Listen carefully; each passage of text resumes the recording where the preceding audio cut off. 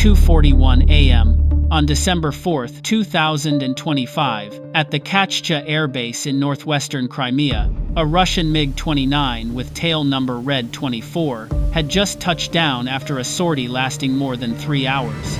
Its mission was to strike Ukrainian civilians in a residential area near Novozern, north of Kherson, an area repeatedly targeted by Russian air raids. The jet had returned, and the two pilots stepped out of the cockpit with a relaxed mindset, ready to celebrate what they saw as a successful mission. On the apron below, the MiG-29 was still radiating intense heat, its engines not yet cooled after the long sortie. And perhaps they would never cool down again because a brutal retaliation was already in motion. From more than 37 miles away, out over the Black Sea, a flight of 4 UJ25 Skyline drones from Ukraine was racing just above the water, heading straight toward the western Crimean coast. Their mission was to locate and destroy the MiG-29 worth more than $30 million. The same aircraft that had just attacked Ukrainian civilians, and ensure its crew would never again have the chance to carry out another massacre. In addition, they were tasked with crippling the radar near Syferapole, a system designed specifically to track low-altitude targets such as UAVs, helicopters, strike aircraft, and Ukrainian cruise missiles. The two targets were nearly 37 miles apart,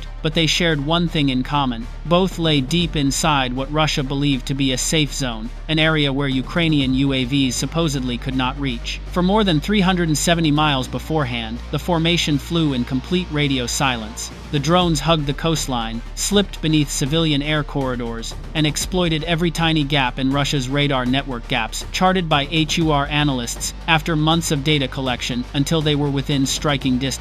At 2:50 a.m., the 4 UJ25s reached their split point. Their navigation algorithm divided them into two independent strike groups. K1 and K2 turned southwest toward Katchcha Air Base. I1 and I2 banked southeast, descending toward the area near Syferapole, where the radar sat beside a joint military-civilian airfield. Their flight paths were sharp, jagged zigzags drawn using terrain profiles, earth curvature, radar blind spots, and even the habitual on-off behavior of Russian surveillance stations observed over a month. Inside a bunker near Kyiv, a young officer performed a final check of the deviation table. The error from the optimal path was less than 3 feet. Everything was unfolding exactly as it had in hundreds of simulations. When the drones were still 31 miles away, Russia's coastal podlet K1 radar finally detected them. The night duty operator saw a few faint blips appear and vanish. Estimated speed, 340 to 370 miles per hour. Altitude, extremely low. If this had been a Su-30 or MiG-31, he would have called headquarters immediately. But the blips were weak and jittery. They looked exactly like sea clutter. He typed "spurious target," then deleted it, throwing away the one rare chance Russia had to detect the 4 UJ25 Skylines carrying death toward Crimea. These drones were single-use jet UAVs, built from fiberglass and carbon fiber with virtually no metallic surfaces. At 31 miles, their radar cross-section was less than 10% of a normal fighter aircraft. They continued forward without encountering any further threat. At 12 miles to target, Russian Air Defense Command finally realized the incoming objects were not seabirds or wave clutter, but a genuine threat. Appearing simultaneously from two different directions, the drones forced the commander to change tactics, immediately abandoning ground radar locks and switching to track via missile, Russia's method for engaging very small targets that radars cannot classify. In this mode, the missile seeker itself must acquire and chase the target. From positions near Sevastopol and Syferapole, two 9M96E2 surface-to-air missiles each, worth about $4 million,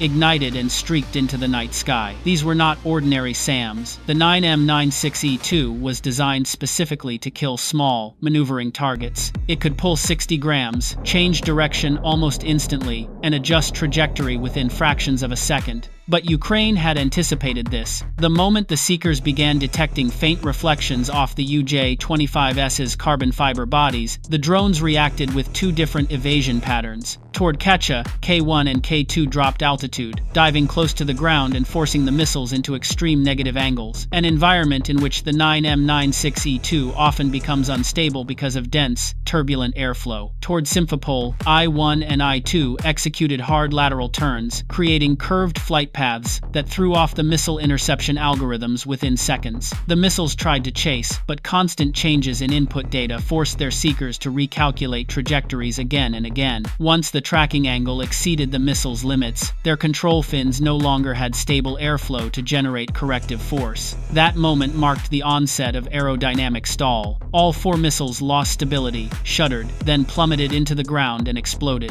Within a few short minutes, millions of dollars in missiles had been defeated by targets costing only tens of thousands. Russian command understood the mid-tier air defense layer had been breached, and they had only one option left: fall back to the terminal layer, where Pantsir systems were positioned. In both sectors, Katchcha and Syferapole, Russia, had deployed 2 Pantsir S, 1 battery each, arranged in a box formation with overlapping coverage. Any UAV entering one corner of the kill zone would be exposed to crossfire from at least 2 gun crews. Pantsir did not operate like the S-300 or S-400. Its philosophy was detect, fire, 1, observe, correct, fire again. At the Katchcha axis, the Western Pantsir unit picked up a weak signal from K1 first. The track was unstable, but the gunner launched a 57E6 missile anyway. Because the UJ25's radar cross-section was so small, the system had to rely almost completely on predicted vectors to maintain tracking. But just as the missile calculated the intercept point, K1 and K2 both initiated a wagon wheel maneuver, a spiraling rotation around a forward point while still advancing toward the target. The constant changes in angle of approach caused the 57E6's seeker to lose the ability to compute an intersection. The missile overshot K1, detonating off target and leaving nothing more than a brief flare in the darkness above the sea. Realizing he could not maintain a stable lock, the gunner switched to the second method, firing the 30mm autocannons at nearly 5,000 rounds per minute. He didn't attempt to aim precisely at each UAV. Instead, he created a dense block of ballistic fire directly along their axis of approach. K2 was struck by several rounds, its wing torn apart. It crashed onto a grassy patch a few hundred feet from the runway. A new problem emerged instantly. Shattered carbon fragments from K2 reflected radar waves as hundreds of separate points. On the Russian radar screen, instead of 2 UAV signals, the display resembled a cloud of noise. Distinguishing the real UAV from debris was nearly impossible. K1 used the confusion to brake left sharply. It managed to enter striking range of the MiG-29 before the gunner could reacquire lock. Meanwhile, at the Syferapole axis, I-1 and I-2 broke through the Pantsir zone amid similar chaos. The moment the last 57E6 detonated off a hillside and streams of 30mm fire drifted outside their effective envelope, the 2 UJ25s dropped to less than 165 feet, hugging the treetops. Directly ahead was their target, a radar installation Russia trusted absolutely, the system responsible for monitoring the entire low-altitude band around Syferapole, where every previous Ukrainian UAV had been detected and destroyed. Tonight, it had become the prey. The remaining 3 UJ25s were now entering their final attack phase. Inside the Kyiv bunker, the infrared feed from K1 sharpened. On the parking apron, the MiG-29 sat motionless, its airframe radiating intense heat. The IR signature revealed the contours of the nose, wings, and tail. The UJ25's automated system immediately marked the target. MiG-29, priority target number 1. A small message appeared. IR signature acquired. Priority target. K1 held an altitude of 138 feet, speed stable at 382 miles per hour. It switched to terminal attack mode. 3.5 seconds later, K1 slammed into the MiG-29's left flank, right at hard point number 3. A blast erupted, followed by a flash, and flames shot outward like a fan. The thermite core burned at 4,500 degrees Fahrenheit, melting through the airframe alloy almost instantly. The heat triggered a violent reaction inside the left wing's fuel tank, blowing apart the outer skin. The MiG-29, a fighter worth more than $30 million US, was completely erased by a drone costing only a fraction of that. Katchcha was engulfed in fire, thick smoke rising across the apron. Fire crews rushed in, but as they arrived, the MiG-29's auxiliary fuel tank detonated again, forcing them back dozens of meters. The airfield commander ordered the entire runway shut down, fearing more UAVs might strike technical areas or fuel depots. Within minutes, nearly every defensive system at Katchcha descended into chaos. While Katchcha burned, I-1 and I-2 entered their terminal phase against the SQ radar, the most critical low-altitude surveillance node around Syferapole. On I-1's infrared feed, the antenna appeared clearly, a nearly 40-foot metal frame rotating slowly every 10 seconds, emitting a distinct thermal signature. Behind it was the control cabin. Its door was still open, and silhouettes were moving frantically immediately inside. They had heard the explosion from Katchcha but still didn't understand what was happening. I-1 marked the nodes. Primary node, the antenna. Secondary node, the processing cabin. At 300 meters, I-1 began its dive, accelerating to 388 miles per hour.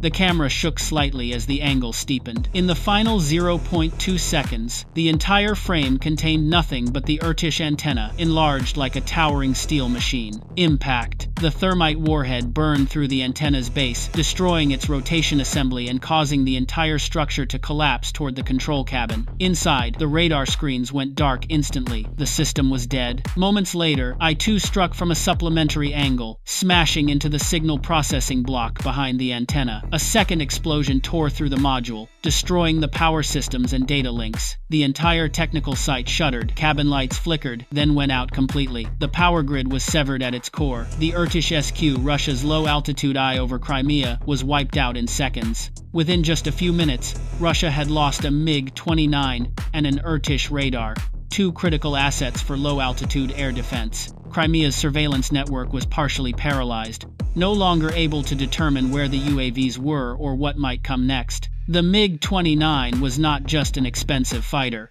It was the base's only quick-reaction aircraft, always kept in a standby state, ready to roll onto the runway and take off in the shortest possible time. Its destruction meant Katchcha instantly lost a rapid response interceptor and the suite of weapons and aviation equipment mounted beneath its fuselage and wings. More importantly, Katchcha lost its ability to intercept medium-range UAVs approaching from the northwestern axis of Crimea, forcing Russia to redeploy aircraft from other bases such as Belbek or Saki. This triggered a chain reaction across the region's alert and patrol schedules. The replacement cost was not simply the 30 to 35 million USD price of a MiG-29 airframe, but the strategic cost of losing readiness at the exact moment Ukraine proved it could infiltrate deep into Crimea. Just to restore Katchcha's normal alert cycle would take Russia at least several weeks. Meanwhile, the Ertish SQ had been one of the most dangerous radar systems for Ukrainian UAVs. With Ertish destroyed, a 37 to 50 mile low-altitude gap around Syferapole opened immediately. Pantsir and Tor batteries in the region no longer had targeting data to work with. The entire air defense network was forced to rely on radar stations positioned farther away, with greater delay and less optimal viewing angles. Civil aviation at Syferapole was temporarily halted. Coastal surveillance systems switched to temporary blind mode to avoid cross-interference and false positive targets. Electronic warfare units were ordered to expand jamming coverage, but this only worsened the situation. Radar struggled to distinguish between their own jamming signals and actual targets. What worried Moscow most after these two attacks was the message Ukraine had sent. It could pierce every Russian air defense layer, choose any target inside Crimea, and strike it accurately with low-cost UAVs, while Russia's billion-dollar air defense network could not respond in time. What Russia once believed was impossible had occurred in a single night. The supposedly airtight air defense shield was riddled with holes, and Ukraine demonstrated those holes could be exploited methodically. From that moment forward, every Russian plan to use Crimea as a safe zone for its air force and air defense units had to be reconsidered because the attacker had not only knocked on the door, it had stepped inside and destroyed two vital assets at the heart of the base.